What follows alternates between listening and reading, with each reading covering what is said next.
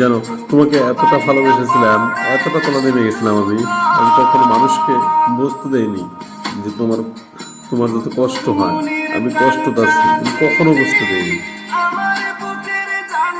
সে ভালোবাসা তুমি, আমার বিশ্বাসঘাতকতা তুমি শেষ করে দিয়েছো। আমি তো তোমাকে কখনো কষ্ট দিতে চাই না। আমি নিজে না খেয়ে তোমাকে ফেরাতে চেষ্টা করেছি, কিন্তু তুমি সেটা কখনো বিশ্বাস করোনি।